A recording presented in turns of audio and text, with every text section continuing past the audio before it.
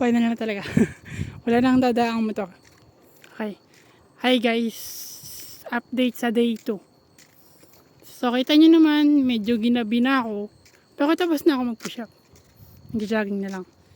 Ginabi na nga ako kasi nga, alas 6 na kami natapos magtikoy. Kaya sinalang ko na ngayon. Ay kanina. Tapos mga 7 ko yun aawnin.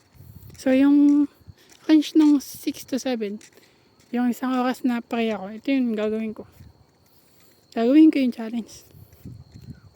Alam niyo ba kanina guys, medyo tinatamad ako. Kasi valid naman yun eh.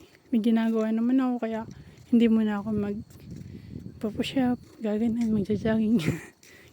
Pero alam niyo ba guys, kapag may nasimulan kayong bagay, tapos naputol yun, kumbaga parang isang araw hindi mo siya ginawa, pwedeng next day hindi mo na naman siya magawa.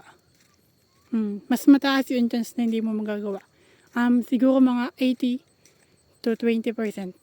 80% yung chance na hindi mo magagawa yun kapag hindi ka nagtuloy-tuloy.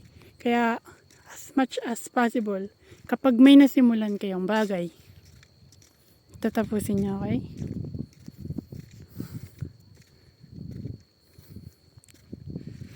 Ba't ang pinaggagawa ko?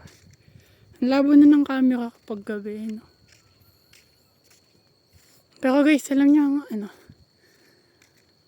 ang sarap maggalang, ang sarap maglakad ngayon. Super. Yun lang. See ya.